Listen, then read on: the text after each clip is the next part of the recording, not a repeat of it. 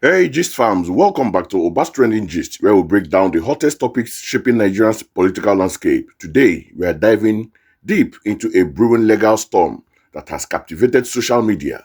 The high-stake clash between prominent activists and lawyer Deji Adeyanju and Labour Party presidential candidate Peter Obi. For weeks, this saga has unfolded, culminating in a dramatic dare for a lawsuit. So let's unpack it. It all started with serious allegations from Deji Adeyanju against Peter Obi.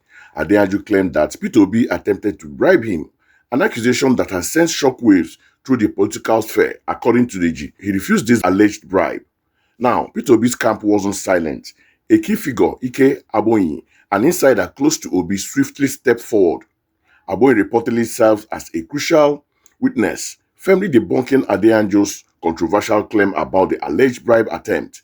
He effectively countered Adeyanju's narrative, painting a different picture of the supposed meeting. Following these serious accusations, Peter Obi, through his legal team, issued a stern ultimatum to Deji Adeyanju. Obi demanded that Adeyanju retract his defamatory comments and issue a public apology within 10 days or face significant legal action. That was a clear signal that Obi was not taking these allegations lightly. The 10 days ultimatum expired on September 1st or thereabout, and what happened on September 2nd, Deji Adeyanju took to his X handle, formerly Twitter, and doubled down.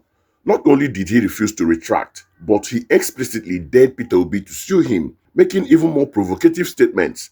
Adeyanju posted, and I quote, "Peter Obi is a fraud. Peter Obi is a religious bigot. Peter Obi is corrupt. He is the leader of the Obidient mob. He must sue me." Strong words indeed, and a direct challenge to Obi's legal threats. But Adeyanju didn't stop there. He followed up with another lengthy post providing what he claimed is his side of the story regarding the genesis of their conflict. He alleged that the trouble began in 2023 when these people, presumably Obi's camp, spread barefaced lie against him. He recounted how he was accused of coming to Obi with a 200 million naira proposal for support, which Obi allegedly declined. Adeyanju states he had to defend himself with the truth, then claiming the narrative has now shifted, with some suggesting he wanted to be a House of Rep candidate under Obi, which was the reason for their meeting. Adeyanju also brought up a more recent incident, stating he condemned the dragging of Obi's son online, deeming it improper for politics to involve family. He then alleged that an aide of Obi, who he claimed defamed his wife in 2023, resurfaced and not only defamed her again, but used her picture to double down. Adeyanju concluded by saying he never seek trouble, but when it comes and he returns fire, his opponents all started crying. So let me read it exactly as Deji posted it on Twitter. He said, "I was on my own in 2023, when these people came to look for my trouble and told barefaced lie against me that I came to Obi with 200 million naira proposal to support him and he declined, etc. All because I criticized him for going to Egypt instead of Ekiti to campaign for Labour Party, that's LP. I had to defend myself with the truth as usual. Today, they changed story that I wanted to be House of Rep member under Obi, etc., which was why I met him few days ago.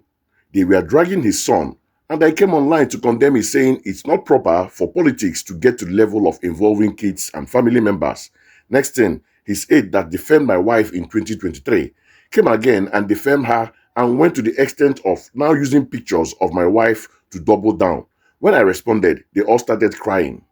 I never go looking for trouble, but when trouble comes and I return fire, they all start crying."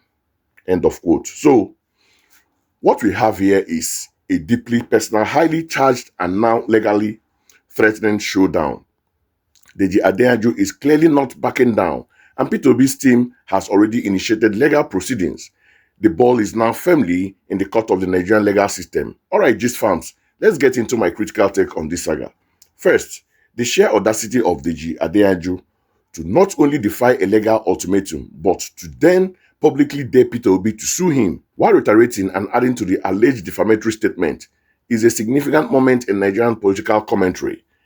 It's high time. It highlights a growing trend of social media being used as both a platform for legitimate critique and, unfortunately, for often unsubstantiated and highly inflammatory accusations. Secondly, Peter Obi's decision to issue a legal threat is understandable.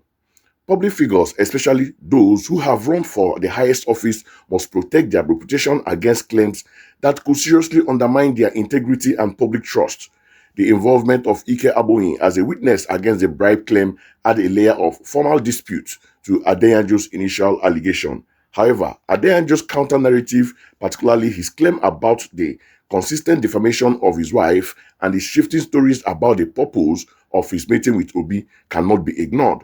While his language is undeniably provocative, the allegation of personal attack against his family, if true, introduce another serious dimension to this dispute. It raises questions about where the line is drawn in political mudslinging and whether family members, especially those not directly involved in politics, should be dragged into such feuds. Ultimately, this isn't just a political spat, it's now a legal battle in waiting. Both parties seem resolute. The court will now have the unenviable task of sifting through the allegation, counter-allegation, and social media theatrics to determine the truth. What this situation unequivocally shows is the intense, often brutal nature of Nigerian politics, where personal reputations are constantly under fire and the stakes are incredibly high. It will be fascinating and perhaps revealing to see how this plays out in the courtroom. What are your thoughts, Gist fam? Who do you think holds a stronger position here? Let me know in the comments below. Don't forget to like this video, subscribe to Obas Trending Gist, and hit that notification bell so you don't miss our next breakdown. Stay sharp.